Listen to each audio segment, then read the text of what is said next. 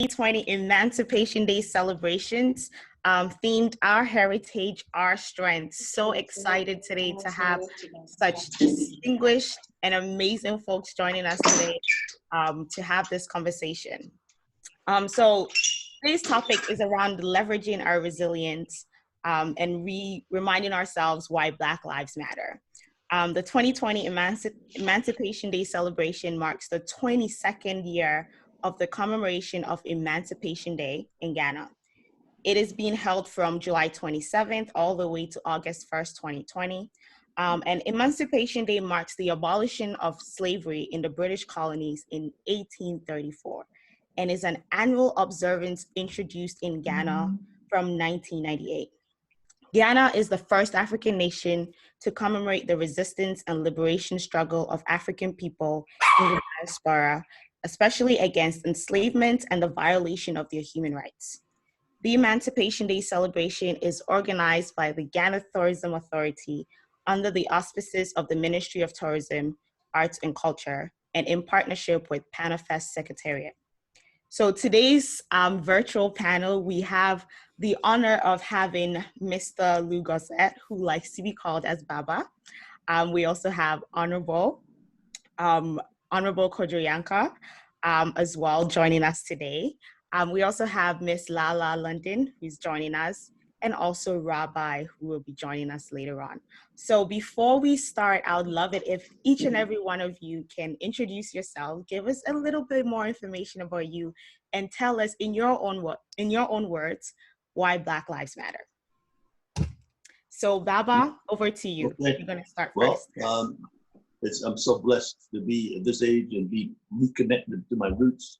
I was famous, I guess, globally for playing fiddler in Roots. And I was also blessed on my second movie. Actually, my first film was done in Africa.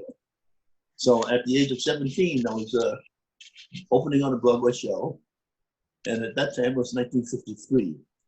Very close to that time was the opening of the United Nations. And I got to meet some very famous people at the opening. There was Jomo Kenyatta, there's Mr. Nyeri, Kaunda. So I got to meet them at this young age. And it was very exciting. There was a lot of parties and stuff. Now, fade out, fade in, I did my first film in Kenya and Tanzania, and Mr. Nyeri's country. And what I had heard about Africa through the film and television was nothing in comparison to what I saw. So I got an insight of the oldest recorded civilization on the planet. Professor Miki, I believe, was the first one, was the Swiss scientist who found the first skull at the foot of Mount Kilimanjaro. So I'm playing an African, and I'm learning my lessons about my culture. So I could not wait to get back home and be proud of what I found out. And it's been in my system all this particular time. So I'm very fortunate and very grateful to be sitting here at this conference, talking about all the things that are relevant to myself and you and your children, the way it's supposed to be in the first place. We'll speak about the rest later. Absolutely. Thank you so very much. What an introduction. Honorable Kojo Yankah, please go ahead and introduce yourself to us as well. Yeah, thank you. I'm an African born in Ghana. I've been studied in Ghana. I've been working in Ghana. But most relevant to this topic is that I was the minister of the Central Region when Emancipation Day first began in Ghana. Minister of State, I was a member of Parliament. I was chairman of Pan-Africanist for about a decade. And I have been with the Pan-Africanist movement in several circles for quite a long time. I have written a number of books, about 10 books, and I think one of them, the latest, From Jamestown to Jamestown, catalogs the story of the African, even before slavery, from ancient Egypt to the present. And I have worked closely with organizations in the US, in the Caribbean. I was a guest of honor for Emancipation Day in Trinidad Tobago in 2012. And I'm still working. But more relevant to the question you asked, Black Lives Matter. I have held the position that Black lives mattered from early history. When the Royal African civilization was destroyed by the Greeks, and the culture, everything about the African, the Black, was destroyed. And we continued, came to the period of slavery, and the culture of the African was further destroyed, not only by getting the Europeans to put their knees on the heads of Africans, but they destroyed the humanity of the African. They attempted and were successful in getting the African to feel inferior. Enslavement, people talk about domestic slavery, that is something else. We're talking about enslavement where you put chains on the necks of people and drive them across the seas. Chattel slavery.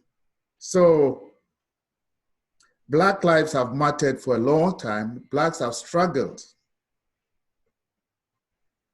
for their lives, for humanity, for recognition.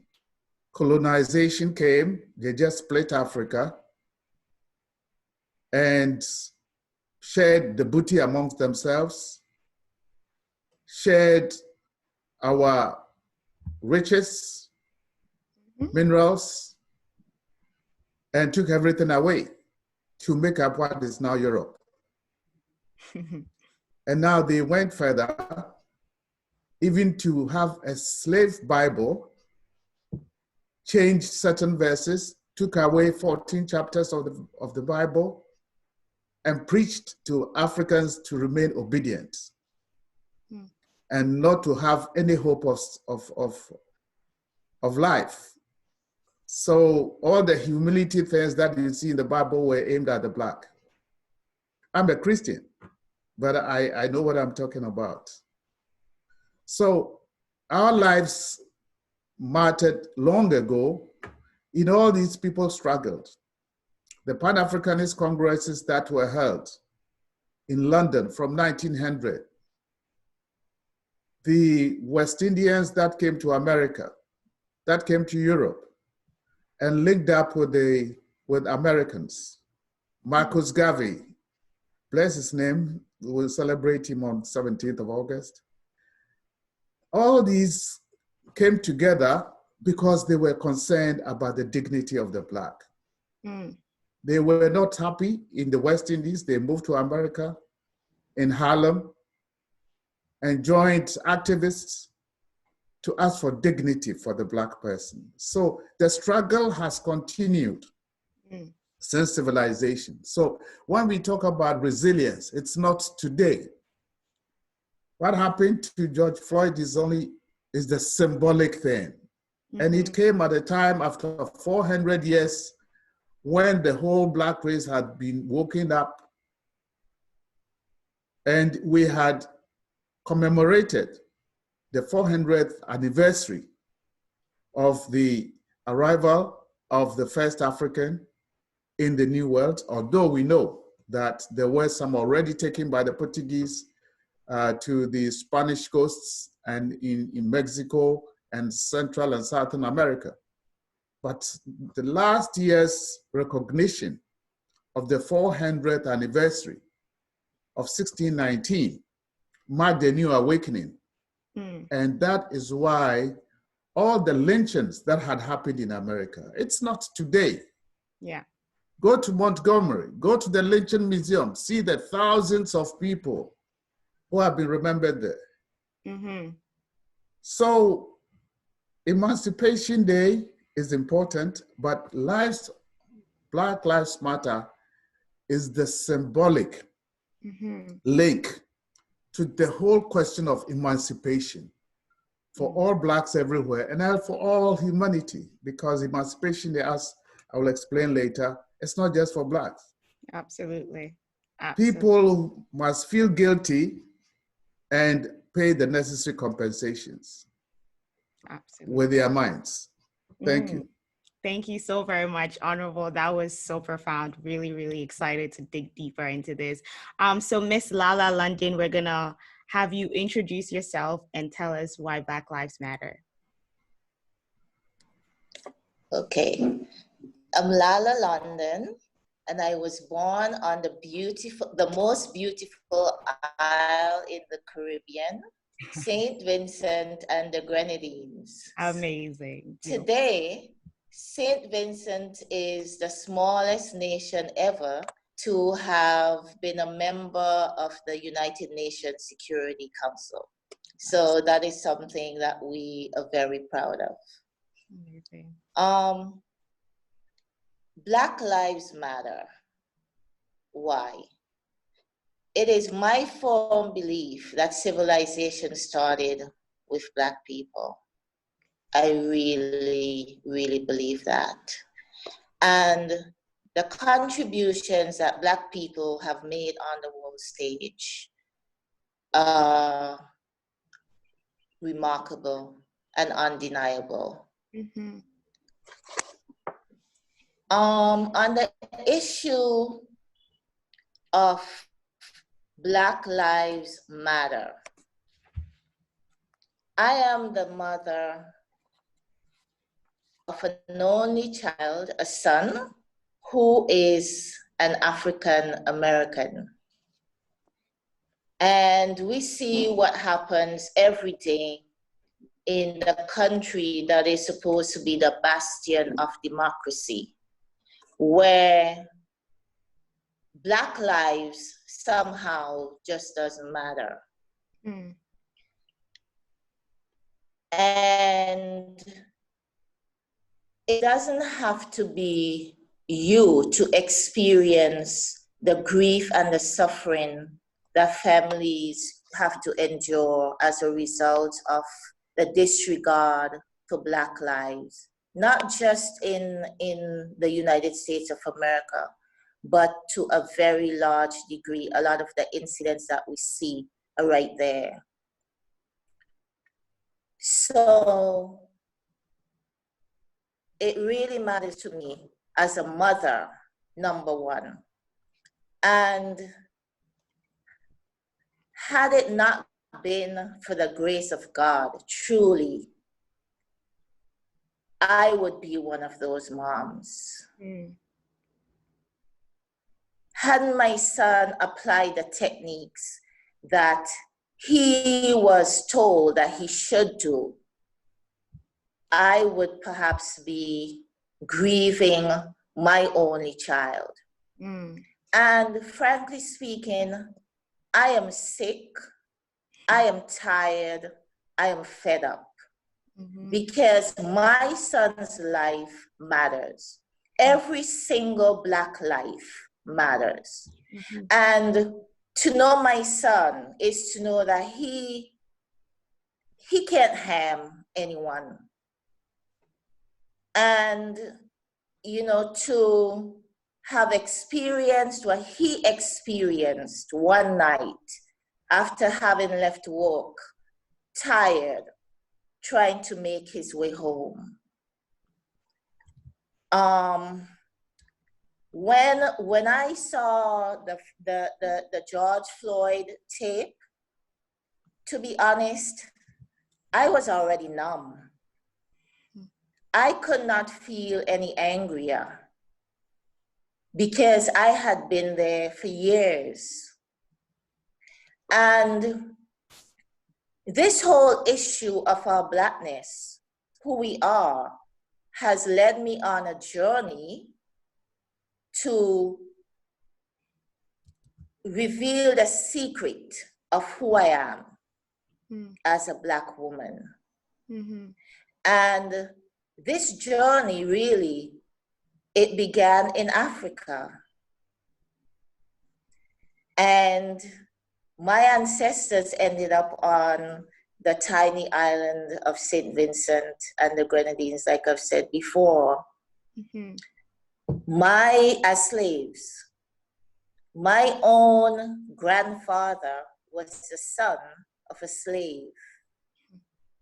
So these issues are really, really dear to me.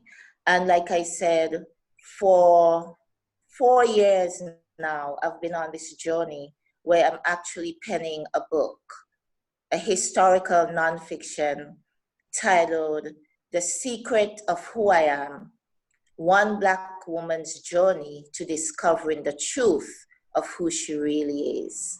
Wow. And yes, I'm looking at launching this book within the next 2 months maximum. Wow. Wow. Thank you so much. We will definitely be looking out for that book. Thank you for that introduction. You're welcome. And finally, we have Rabbi. Rabbi, please introduce yourself to us and tell us why Black Lives Matter. Ooh, wait, sorry. So Rabbi, we cannot hear you. 1 second. Okay, go ahead, Rabbi. All right. Thank you very much, and greetings to all of my fellow panelists. I'd like to thank the organizers of this event very much, because I think it is very important. I'm Rabbi Kohain Netanya Halevi. I am, as my name implies, a rabbi of the African Hebrew Israelite community, as well as a Kohain, which also means a spiritual leader in our community. I also am the executive director of the Panelists Foundation. I began the executive directorship under the chairmanship of the Honorable Kojo Yankah, so we're very familiar with each other. I am also the convener of the Universal Pan-African Diaspora Coalition of Ghana, which is a coalition of various Pan-African organizations and associations of Africans who were born outside of Africa in the diaspora, mainly the Caribbean and the United States of America, who have returned back to Mother Africa to live our lives, as well as to do business and to reconnect with the African family on the African continent. It is about 9 different organizations and associations who have come together to speak with one voice as it pertains to our reassimilation into the family in Ghana here and Africa in general. Our Panelist and Emancipation Day, when Panelist takes place biannually, have been organized together. I've been a part of the 22-year history of Emancipation Day, participating as well as organizing.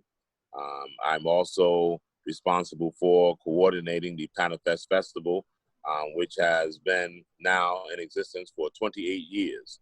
Wow. And has had 13 editions. And this mission has been to reunite the African family. And that has been cited as a persecutor for the reemergence of African civilization. So my subject matter has been on this subject matter throughout my tenure with Panelist and even preceding that. I was born in the United States, in New York, in particular, Mount Vernon, New York. I repatriated back to Ghana some 27 years ago. I took my first trip to Ghana 34 years ago. And needless to say, I'm in love with Africa. I felt that, having been brought up during the Black Power movement and Black consciousness movement, which is often defined as a civil rights movement, that as a young man, I was inspired to dedicate my life to our people. I was in the university as a freshman when I read the autobiography of Malcolm X, and this was at the height of the agitation for Black Lives Matter in the 60s. We didn't call it that name. As I said, we call it the Black Power movement and the Black consciousness movement. But then our chant was Black Power Ngawa. But the idea was that recognize us. We are human beings. We are a people. We are a people that belong to the human family. And as all of my predecessors said, we are the origin of the human family. The human family comes from the African woman and the African man. And so therefore, if we were to put value on human life, it begins with the African. So it is pathetic that we are living in an age now where the original man and woman of this universe walking on this earth, the first man to walk upright, erect on this earth, would have to be defending our humanity by saying to the rest of humanity that our lives matter. If it was not for our lives and our gene pool, there would be no humanity. So as was mentioned in the historical discourse of the Honorable Kojo Yankah, who gave us a very good history, even though in our short time he cut it short. But as the work of the famous George George G.M. James. He wrote a fantastic book for those who may have been inspired by the piece of history that Mr. Yankah laid down in reference to the Greeks, you know, having pleasurized the Egyptian and the Nile Valley civilization in our records. They need to read that volume called Stolen Legacy. And that documents very well how the Greeks not only have decimated, you know, the African race in terms of having stolen our material and claimed it as their own, but they also were the beginning of this whole onslaught of minimizing or by depleting and also erasing the African contribution to civilization. So that the lies that followed that and having colonized information and colonized knowledge and changing the whole foundation of the epistemology of how we knowledge is structured and learning, you know, is disseminated these days. We see that the African has totally been removed from the pages and the annals of history, including what we consider the holy writings and the holy scriptures, both the Bible and the Quran. The Bible has been de-Africanized, and so has the Quran. So we think the Bible is full of Europeans and the Quran is full of Arabs. And that's no offense to anybody, but it's just the truth. And we as African people in this age that we proclaim the year of return and now beyond the return, we should not be put in a position to apologize for anybody for telling our truth. People have stolen our information. People have impersonated us. People have pushed the African down. And so I think that it is further offensive for any African to have to apologize for speaking our truth. So in that respect, when we stand up and say Black Lives Matter, we're saying that Africa matters. And Black lives were degenerated because people have stigmatized Africa and anything coming out of Africa. And the mere fact that we have not appreciated Africa's contribution to civilization as the beginning of civilization, setting the foundation and the cornerstone for what we know as the arts and sciences of civilization, that civilized man, we will find that any man or woman of color, Black, brown, or otherwise, will be stigmatized as long as Africa's dignity is not restored. So we must not get it twisted. It's not just about the Blackness, it's about Africa. And so when they devalued Africa, everything coming out of Africa was devalued, including her people. So no matter where we go on the face of this earth, because Africa is disrespected, people of African origin, which is most often than not classified through our color, are also disrespected. Every other people that we find on the scale of having reclaimed their dignity from white supremacy, and there have been many, have done so by first claiming their motherhood and their motherland and their mother self. So be they Asiatic, be they Chinese or Japanese or whomever, when they have proclaimed their motherland and their self-dignity to be strong and appreciated and dignified, then they find themselves being respected no matter where they are in the world. So when Mother Africa is respected, then the dignity of the Black man will be reclaimed again and will be respected no matter where we set foot on the face of this earth. And we're not strangers anywhere on this earth. We should make it clear. We were the first to migrate from the African continent, and we were the first to be in Europe. We were the first to be in Asia. We were the first to be in the Americas. So nobody should get that twisted. We are not a stranger anywhere. So we should be appreciated for our value, for what contributions we have made to the world when we were on top of the world, and we've made contributions even when we were on the bottom. So even as an enslaved people, the whole American culture is still owed to a people who made a contribution at the height and at the greatest levels of society, even when we were in chains and even when we were held back by unrighteous and unjust laws. We still find ourselves in every page of history of having made major contributions. So Black lives always will matter. And so as soon as the world recognizes that, the world will be a better place. Amazing. Wow, that was so beautiful. That was beautifully said. Very beautifully said. Welcome to all those that are now joining us. We are going to get deeper into our conversation. So if throughout the conversation you have any questions, please drop it in the Q&A button on your screens, and we'll make sure that one of our panelists takes that question. All right, so let's get this show on the road. So my very first question, and I think some of you did touch on that earlier on, but I want to actually start with you, Rabbi, and then we'll move on to the rest of our panelists. But has the global African family been resilient enough, in your opinion? Like, do you think that as a global African family, we've been resilient enough, or what are your thoughts on that? Well, you know, when we use the term enough, that means that we're satisfied. So I'll separate them. We've been resilient, and I think that that part needs to be said, because we do come down very hard on ourselves most often than not, and that the fact that we have survived as a people, when we look at the onslaught that has been perpetrated against African people globally, it is amazing.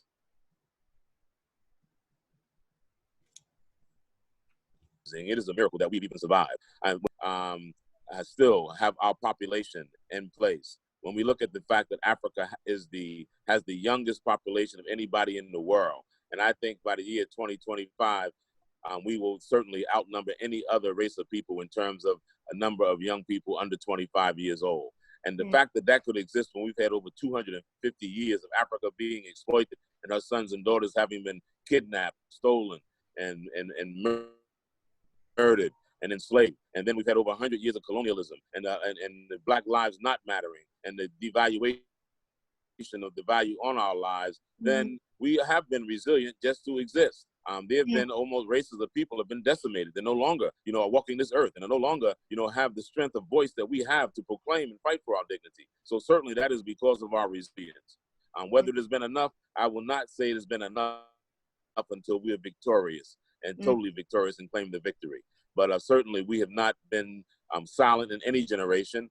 Our activism has been inherited by generations of proud African men and women who've always fought for the dignity of Mother Africa. And so we are resilient people, and I celebrate that resilience. And as I said, I'll feel comfortable using enough when we have been totally victorious. Ooh, Boris, that's beautiful. That was beautifully said. Thank you so much for sharing that. Miss LaLa, what are your thoughts on that same question?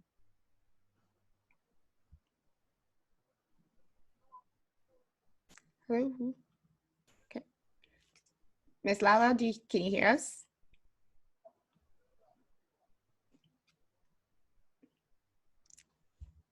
Miss LaLa? No? I'm hearing you. Oh, okay, sweet. Can you hear me? Yes, we can hear you now. What are your thoughts on that same question? Do you think that the global African family has been resilient enough? We have been resilient. With all that has been thrown at us, we have been able to shine. We excel in education, in politics, in sports, name it. Whether it's enough, no. There's always, a whole lot more that we can do, that we need to achieve further. Now, I would say that we need to, in order to be more resilient, I think that we need to foster more unity as a people, right here on the continent and the wider African family, because unity is really strength. And one of the strategies that they effectively used, in undermining the continent and its people, was really, sowing seeds of, this unity among, African peoples. So in order to become more resilient, I feel that we need to come together more as a people, because from my observation, there's a divide on this side and that side of the Atlantic. And when all is said and done, even though some of us were transplanted off of the continent, and by the way, I need to announce that I'm actually in Ghana as we speak. Oh, Yes, I'm in Ghana. Yes, so there's this divide that I have observed whereby, the ones on this side look at us differently on that side because we're the descendants of slaves. But when all is said and done, we were all enslaved, and when they were done with us on the American continent, they came back right here, and colonized Africa. So we really need to come together, and unite as one big global African family, because truly in unity there is strength. Absolutely. Thank you so much for sharing that. Honorable Kojo Yankah, I would love to hear your thoughts on this same question as well.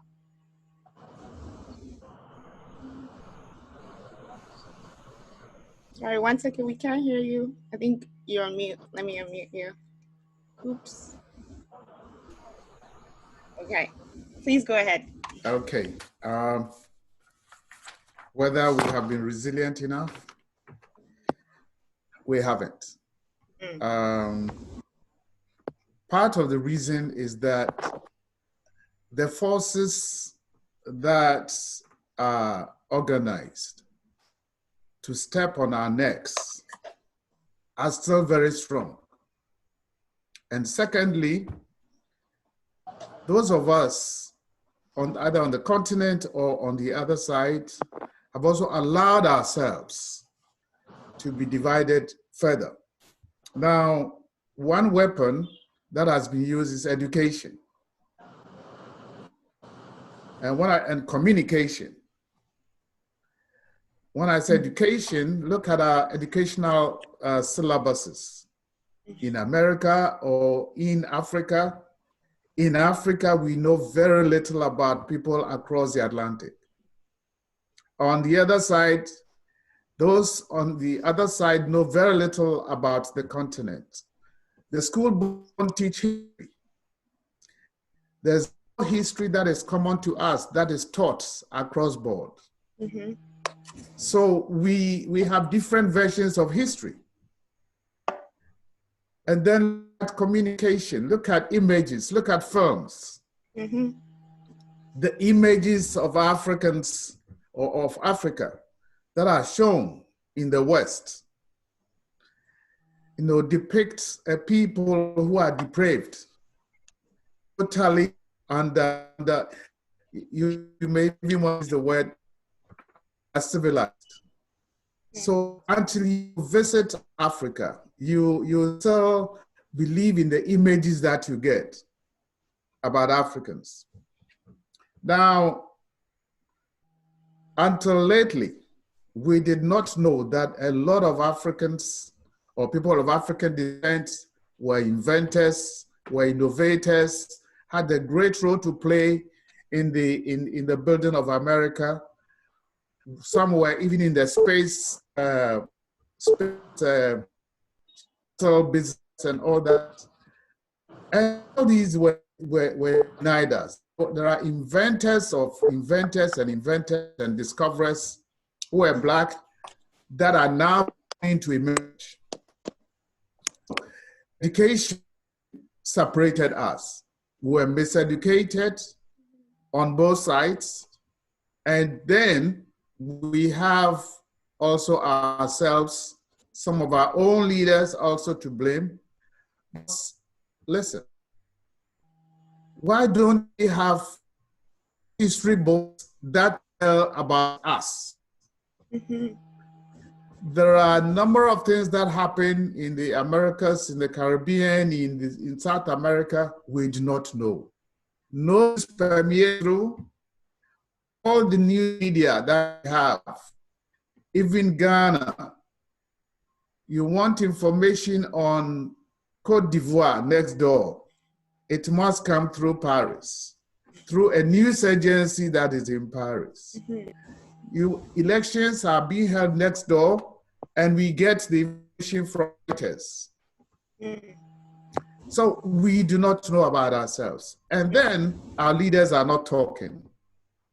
In 1945, after the Pan-Africanist Congress, where we had George Padmore, Du Bois, Kwame Nkrumah, Kenyatta, and all those leaders, they went back to their countries, fought for independence, and then Kwame Nkrumah came to Ghana and started using George Padmore as head of the Office of Pan-African Affairs to start rallying all the African countries together, and it ended up with the OAU, Organization of African Unity. But after Kwame Nkrumah was overthrown, and of course we know why Kwame Nkrumah was overthrown, after that, we have not had our leaders talking. When I say our leaders, I mean African leaders and leaders from all the various countries. Even in American, you go to America now, who are the leaders of the Black consciousness movement? It's difficult to know because there are divisions, and some of our own people also connive in it. They want to be more Black than the others. No, we survived the age where Blacks were divided among who believe in WBS and those who believe in Marcus. It's not necessary. They were all teaching the same thing, the dignity of the African. So I'm saying that we have been separated by education and by communication and all these tools that are dividing us. PANAFest was a great attempt, was a great initiative, which luckily the government of Ghana is now supporting. But we must have such initiatives all across the continent to bring the family together. As Brother Kohain said, the essence of bringing PANAFest to Ghana was also to get us to focus on the lost civilization. We lost our civilization. We must know it. We must know where we come from. See, if we do not know where we came from, we have no business fighting for the future. South Africa, the whites who were less than 13% took over 90% of the land. And when you have leaders fighting to take the land away from the white, their own people, they are bastardized. Zimbabwe, the president of Zimbabwe, Robert Mugabe, took the land away and gave it to the black. But it was portrayed like a monster. The rest of the world, and even Africans believed it. So we have a problem with our minds. You know, so the mindset has to change on the continent, to change on the other side, but there should be conscious efforts to bring together. What happened in Ghana last year was a demonstration of that ability. And it's not just Ghana. 2019 was great, just year of return. I would have expected it to happen all over the continent. But leaders were minding their own businesses. The return not be just us. It should be in Ethiopia, it should be everywhere, in South Africa, everywhere. So we need a revolution of the mindset to change.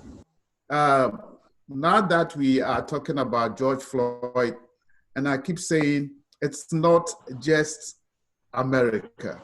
It is not just the neck of George Floyd that the whites are stepping upon. They are stepping on our necks every day, everywhere. In all the decisions we're taking. Look at the way people suffer on their own continent. There are parts of Africa now virtually recolonized because the resources are taken away. Those who are taking the resources away are controlling the minds of people. So there should be an awakening that should demonstrate that yes, we are resilient. Resilience should not just be left on paper. we should show it. We should protest. We should, and of course, in our government activities all over the continent, we should also know that it is important for us to have control over our resources. Now, the final point I'd like to make is with the African Union. We have the African Union. The ministers of foreign affairs have all decided that the 6th region of African Union is the diaspora. But as I'm speaking, this has not been formalized. It is important for African heads of state now to say that, yes, you are the 6th region. We want you represented at the African Union, in African Union meetings, and that all those who want to be citizens of Africa can decide to go to the various countries. I want to hear this from African leaders saying that, yes, we are here, bring your expertise, bring your investments, bring everything. Ghana has taken the lead, but it shouldn't just be Ghana. I'm saying that for Africans to feel proud of themselves, we should go back to the words of W.B. Du Bois, who said that it is only the people of Africa, US, Indies, to use that word, come together, that our pride will be restored, our dignity will be restored. And until we know each other, understand each other, that we have the same stage and we have the same destiny, we will still be where we are. But I believe that the consciousness is higher now, and we should spread it. Amazing. Thank you so very much for sharing that. That was so amazing and so profound. Baba, over to you. In your opinion, do you think that the global African family has been resilient enough? I think it has been resilient enough for what has been put against it. It's been figured out. There has to be some reason why the entire world watches us 24/7. There must be something better to do other than that. So what they discovered about us in Africa, the Marco Polos and the people that came to visit Africa, that we were self-contained. We knew we were the oldest civilization recorded. We had once run the planet with our civilization, and our art and our culture is spread everywhere. There's African things all around the world. So they figured out that we have to be paid attention to. I hate to say they, because the ultimate answer is for all of us to say one another. But what we're talking about right now is the independence of Ghana and the restoration of Black Lives Matter and how deep it must go. So our young people, I would like to recommend through an airline for our young people, these gangbangers, these hotshots, to get on an airplane, each one with a mentor.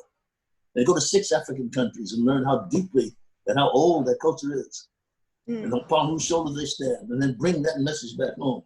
We are being watched so thoroughly to keep our strength from being strong because of fear. And when there is fear, there is no faith. So we cannot be afraid of. There are people out there screaming and yelling about freedom. It's a bigger picture than that. We have the answer to the salvation of mankind. And what that answer is simple. It started in the tribal areas. That's what I learned as coming from New York City to Ghana to Kenya. The thing I saw in common is that every tribe, and every member of that tribe had something to do first for the benefit of the whole tribe. You bring the food for the benefit of the whole tribe. You brought the young people would milk the goat for the benefit of the whole tribe. And the tribe would, all the way to the elder, who told the story and the history of the people. That is why we know about ourselves, and that was separated scientifically so we could stop doing that. We never really completely stopped, even through slavery. So slavery was kind of a left-handed compliment, if you know what I'm saying, to help build this nation. But I don't think they had any idea how inherently powerful we really are. To get to a place in 2020, we say Black Lives Matter. And it's not anger, it is truth. I've come to the conclusion that what I hear from you gentlemen, you ladies and gentlemen of Africa, with your knowledge of your culture, that we are so strong and that civilization is so necessary for people to know, is that the only answer to our mutual salvation. Very simple. Whatever you do is for the benefit of the whole. So my description right here in America now, I'm not an African American anymore. I'm an American African. And so we sit around the table of diversity and try and put ourselves together for the benefit of us all. We cannot help but go back to the African culture. What you do when you wake up is for the benefit of the whole. That strength comes out of the continent of Africa. So whatever we can do, we can break it down to putting a knee on a black man's neck. We get down to making some of our top American men, African American men, sick, mysteriously so. We go way back to lynching, but it still comes to the point that whatever they did was for not for the whole, but for them to stay in this position. Now that position is getting a little tin, a little shaky. We can't celebrate that. We have no time. We have to reassume our position of mankind as the first civilization. We have to be benevolent. We have to be forgiving and show how powerful we have been all these years to survive all of that.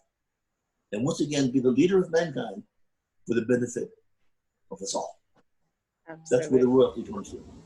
Wow. So when I listen to a gentleman like that and others, you are royal to me. Yes. You teach me on a daily basis who you really are, and I respect you highly. Wow.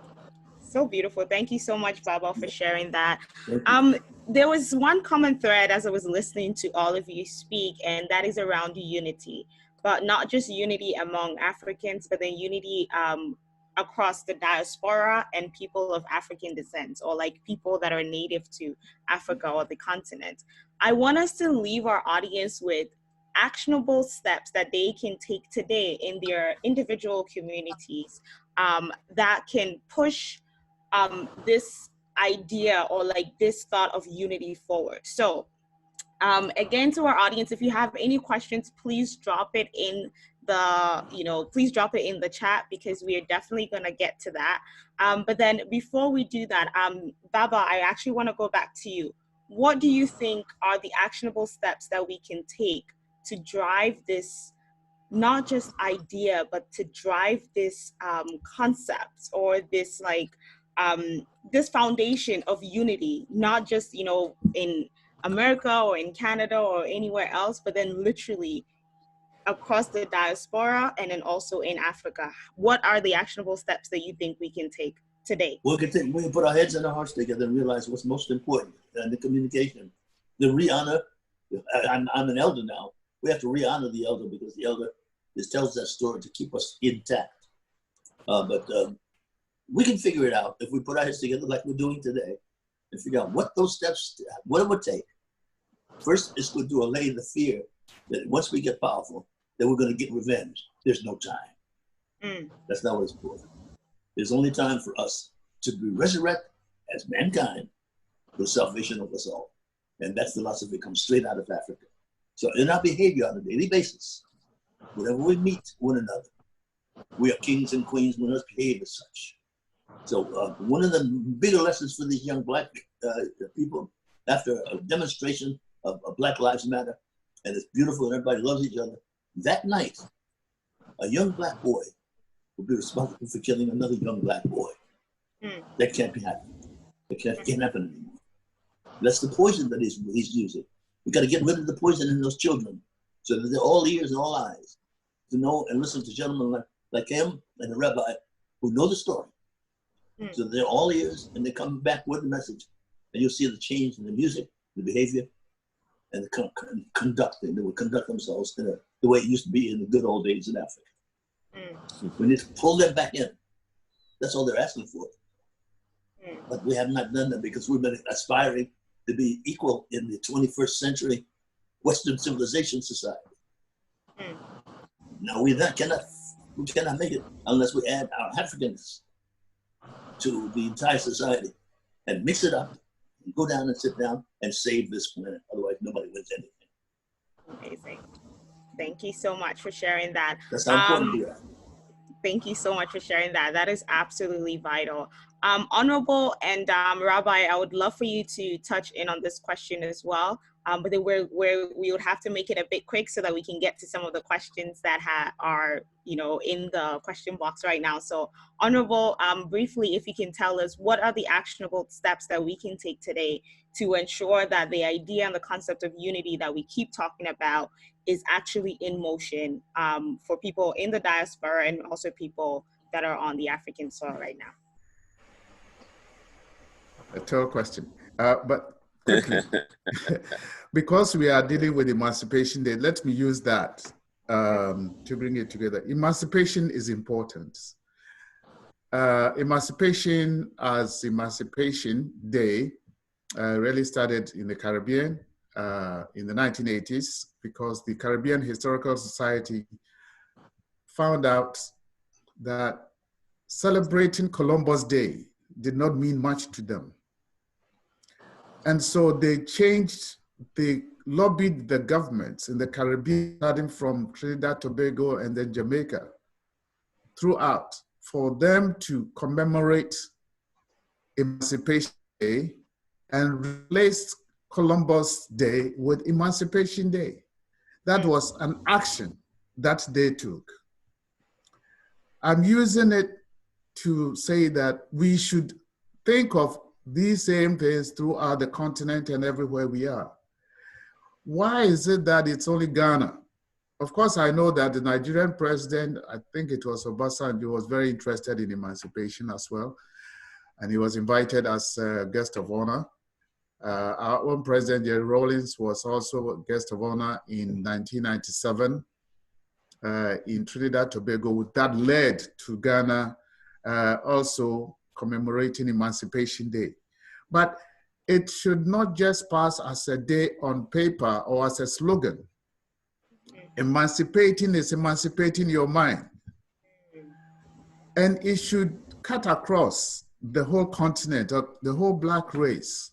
Now, but it's important also to remember that the founder, the one that I would say initiated Emancipation Day in Trinidad Tobago, said, we should not let emancipation be like a Black thing. Emancipation is also for all races, because they should also emancipate their minds. As I'm speaking, we know that since George Floyd, the Archbishop of Canterbury, the Anglican Church, they have apologized. The Pope has apologized before for their role in slavery. We have the King of Belgium apologizing for the role they played in the Congo. That's all fine. But it's not enough to say that I have apologized. Give back what you took from the people. So for us on this side, in terms of being Black and African, we should emancipate ourselves and say that we should know our history. We should be conscious. We should be hungry for information about ourselves. Absolutely. Let our educational authorities put history books in the hands of the youth. Let them know their history. Let them know that we didn't come from slavery. Our history did not start from slavery. Our history started from the origin of man. We were the origin of civilization. So filmmakers should go to work. Writers should go to work. Creative people should go to work. They should not be narrow-minded. They should be broad. And think the NAACP is signing a deal with CBS now. We're going in that direction, sir. So you're absolutely right. Absolutely right. So we should, the consciousness is so important. So our mindset. So all action should be taken on changing the mindsets of people. Yes, sir. Listen, there is a joke that goes on in some communities in Ghana. And I take that, it's not funny, but I'll say it. It's say that when you're going to church and you see a white man, you can go home because you've seen Christ. It's a testament to the kind of mentality we had, that the white man was superior. Absolutely. So this kind of mindset thing should come across, that we have something to be proud of. We had a civilization, we had people, we had why are we not proud of our riches? Rather than being proud of how to control our own resources, we probably are looking elsewhere. And then last, because of time, is our culture. We are throwing our culture away. The people go to school, they come back, they think the culture of the people is obsolete. So now they are absorbing new levels of culture that are throwing away the culture of the people. Listen, the people of Asia are proud, they are progressing because they know their culture. Yes, sir. They know their history. They know what to wear. They know what to eat. They are proud of the food they eat because it all comes from their environment. Yes, their sir. culture is strong. You go to any Asian country, you see the architecture of their buildings, and you know it is typically Asian. So why are we shy of our history, our culture? We talk about our constitution even before we talk about our history. That's wrong. Our constitution should emerge from our history and our culture. And our economy should be based on that. And until we get to understand that those are the basis and the foundations for living, we are just throwing away efforts because we are only servicing somebody else's civilization and somebody else's culture. Amazing. And when I say that, I'm not being racist, I'm saying that emancipation is for all. We are looking at humanity. Absolutely. People go to church and say, we're all born in the image of Christ. The same people are sitting on people's necks. Yes, sir. You know, so this whole idea of emancipation should cut across, and people should think, should question themselves. This is the time for questioning ourselves. Those are some of the practical ways. Well, thank you so very much, Honorable, for sharing that. Those are some really great action items. Rabbi, before I let you go, I let you answer that question. We have some questions actually in the chat, and I want to merge this question with a question that I asked before, so that we can actually get through all of the questions. Unfortunately, folks, this is going to, like, the questions that we have now are going to be the last questions that we're going to be answering. We are going to be going a little bit over so that we can get to your questions. So please stay tuned. Do not go anywhere yet. But Rabbi, I want you to answer this in addition to the previous question that I asked, which is that someone shared that we are fighting to be accepted as equals in a world or society who do not value us. Should we inwardly focus on ourselves and start in our own, so sort of like an African first approach, or should we continue the fight for equality that our forefathers started? Thank you. I think it's a very good question. First, let me pay tribute to the answer of all of them, up to my elders that have gone before me. And you, Baba, you know, I know you're approaching almost 90 years old, and I'd like to celebrate your contribution towards setting positive images in the screen industry. That's worthy of commendation. I think when we talk about, you know, trying to be equal, we should judge the society that we're striving to compare ourselves with. I don't see a society out there that is a model for us to be striving after. I think we need to set our own paradigm as African people. That is the problem world. I think we offer the most, having been on this earth the longest, having given civilization to the rest of the world. I think we should be the harbingers of setting a new paradigm for what a model society should be today. So I don't think that is a model in the West that we should be striving to be equal with. We have to surpass the models that are in current existence. So I think that means setting new standards for human rights, respect for human rights. In order to do that, I think we need to, as an African people, in terms of our unity, I think we must admit and recognize that enslavement and colonialism was a mental construct. It wasn't only a physical condition that was imposed upon us. More importantly, for our colonizers and enslavers, they set a mental state in us. And so we must understand that and recognize that. When we recognize that, then we will be on a quest to dismantle that construct of colonial enslaved mentality and begin a reconstruction of our minds based upon the foundation of our own culture. Our culture should not be minimized. Our culture actually is a summation of thousands of years of social science that was created by our ancestors. And they knew well that each one of our cultural norms, you know, in wisdom untold, wisdom that could never be measured. So we need to appreciate the value of culture and reconstructing our mental mindset. And in our culture, it teaches unity. In our culture, it teaches respect for humanity. In our culture, it teaches respect for nature. It teaches respect for all human and living entities. That is the African way. That is the African culture. If we were practicing our African culture, we couldn't abuse nature. We couldn't see our river bodies polluted. We couldn't see our air polluted. We couldn't see the destruction of our forest lands and our preserves. Because in our culture, we have the value systems that automatically take into account that we all exist in this universe as one. So I think the reconstruction of our minds, the re-education of our minds, the reconstruction of our educational system, our religious systems, it is shameful, it's almost sinful that we would have images of God in white images, the white Jesus all over Africa, in our towns and our cities, on billboards for our children to believe that in order to know God and to believe in God, it has to be an image of our former colonizers and our former enslavers. Aren't we in the image and likeness of God? I mean, that's the highest what any society can hold up, is how we look at the Creator, how we look at creation. When we look at our various models of governance today, where we have within the system incumbents and oppositions, I mean, that's automatic confusion. Why are our governing systems that we emerged out of colonialism more reflective of our cultural mindset and the culture that our ancestors laid down for? Why do we have to automatically have an opposition, to an incumbency? Why do we automatically have to have a dichotomous situation rather than a diunital situation?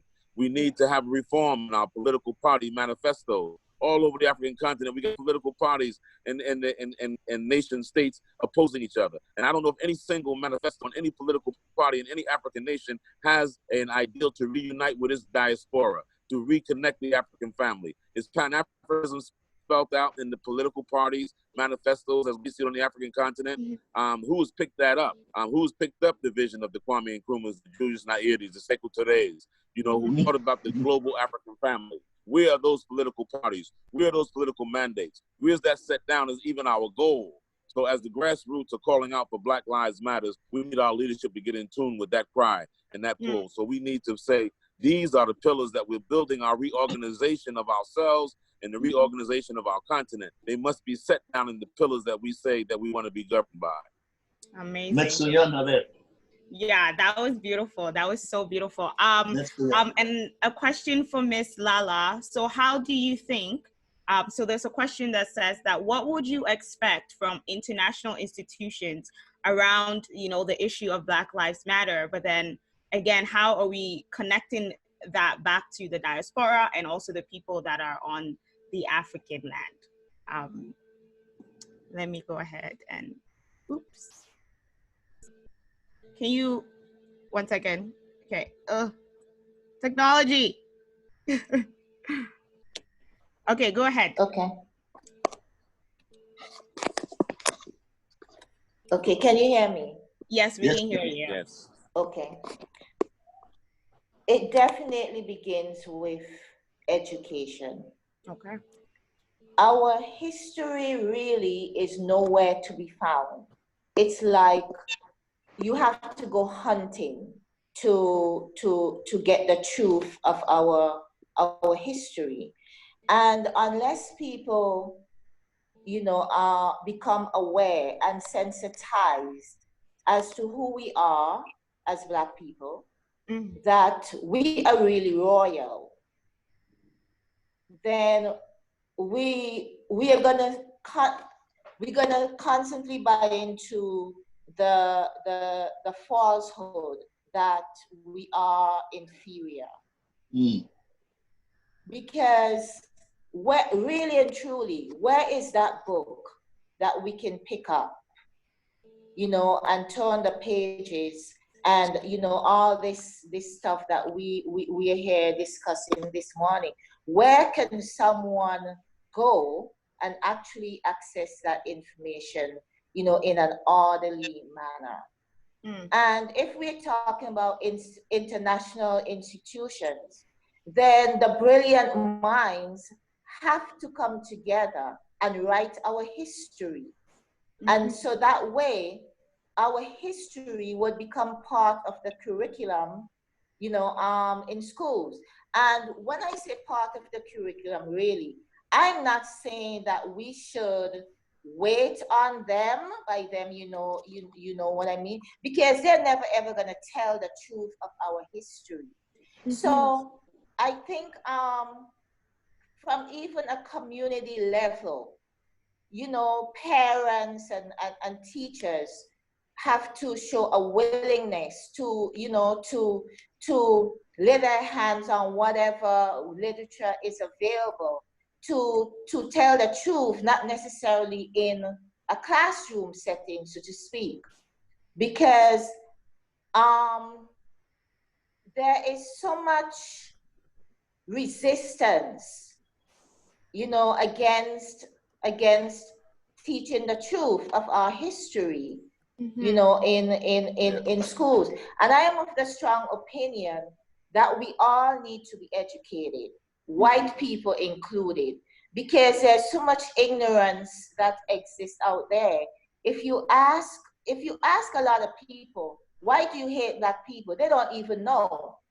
And because of all the atrocities that have been committed against us as a people, I really believe that if the truth is put out there, if people can actually go and read and learn that, you know, Black people who, like I said before, I firmly believe, based on my research, that civilization began with us.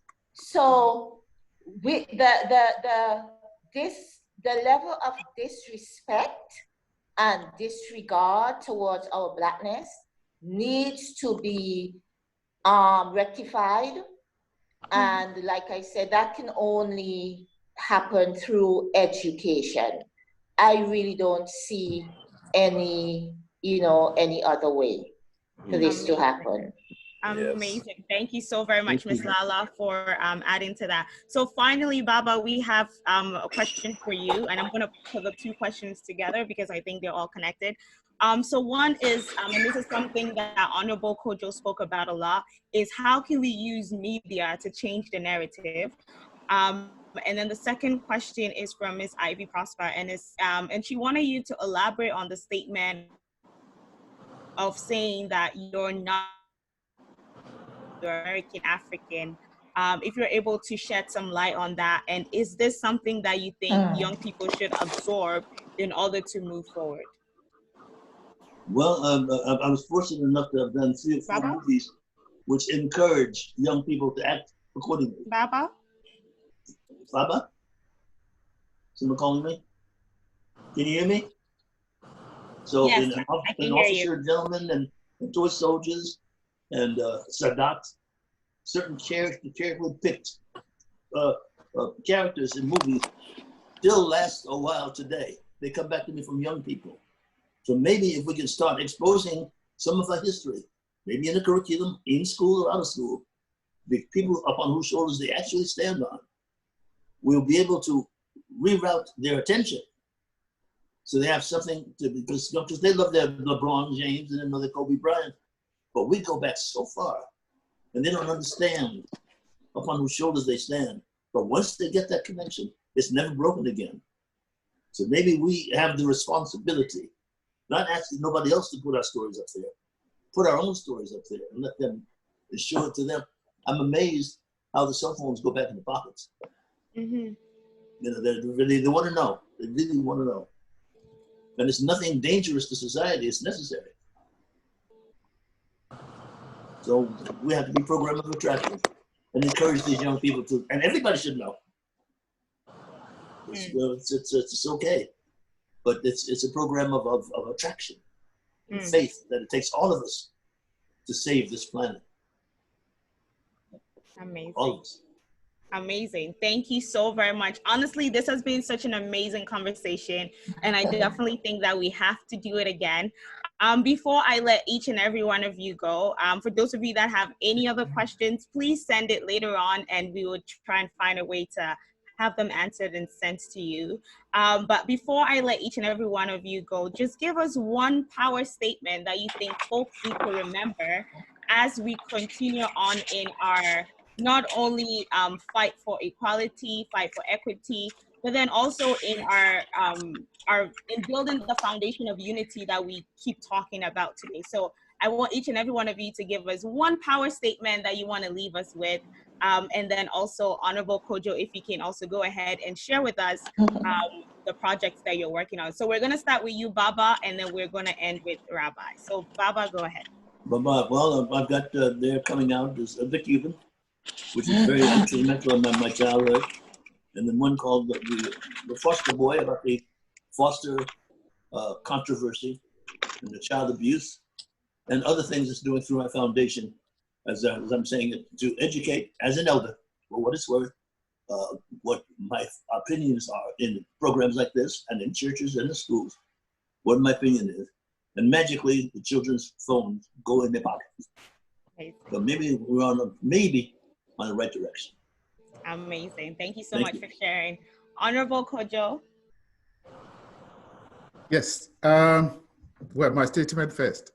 Since we are also celebrating or commemorating Emancipation Day, and this program has been occasioned by the Ministry of Tourism and Creative Arts, I would like to also hammer the point made earlier that we need to get all our creative people to now focus on what we've lost.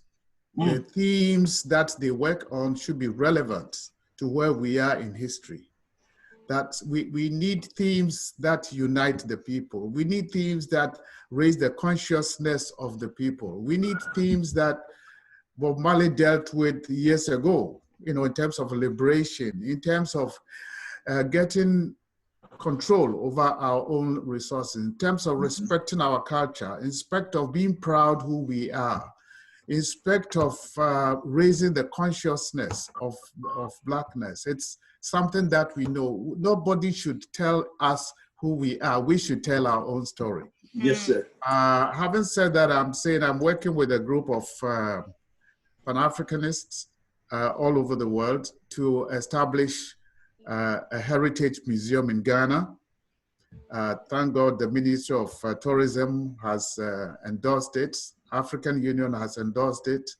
We have a team of about 25 scholars from all over the Pan-African world who are authenticating a narrative to be put in this museum, starting with the origin of man, through African civilization, through all the epochs in history, up till today, telling the story of the slave trade, telling the story of colonization, how we were divided across borders and so on, and bringing us through the Pan-Africanist congresses that were held from 1900 up to 1945, through the African Union, through the civil rights movement, the Black consciousness movement in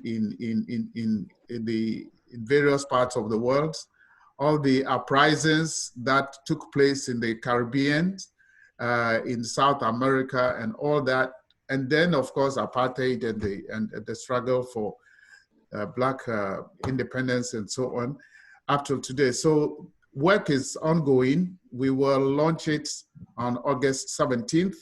We have endorsement of the African Union as well, and therefore we launch it by Zoom on August 17th, which is also the anniversary of Marcus Garvey. And we will start with a virtual museum that should be ready sometime next year, and then the physical one in Ghana by 2023. And we will update the world about it. But this is a great project that we are undertaking as our contribution to the emancipation process. Amazing. That is so beautiful. I'm definitely going to have that day locked in my calendar. Cannot wait to actually see that come to fruition. Rabbi? Yes. Let me say in this season of our celebration of emancipation that we remember the principal thing: to emancipate ourselves from mental slavery, and none but ourselves can free our mind. Absolutely. If we are not for ourselves, who will be for us? And if we are for ourselves alone, what are we? If not now, when? And if not us, who? Up, ye mighty people, you can accomplish what you will. Amazing. That is Thank such a you, sir. beautiful way to end today's conversation. Again, thank you all so very much for sticking with us. And also thank you to our very distinguished guests for sharing your knowledge and your time and your space with us today. Definitely going to be, reaching out to you folks because I think you definitely have something going on. One thing that I would want to ask, and this is actually a question that just came in, is around how we can build the youth-adult partnership and encouraging that level of mentorship. So hopefully this is a conversation that we can have more of. But again, Yes. thank you so very much. For all those of you that are here, again, this was organized by the Ghana Tourism Authority in partnership with Pan-Africanist. So make sure that you check them out on all social media platforms, and also stay in touch and keep abreast of everything that is happening for Emancipation 2020. Again, my name is Aisha Addo, and it's been such an amazing time hosting this conversation. And I hope we get to do this again soon. Thank you for a wonderful host. Excellent you. job.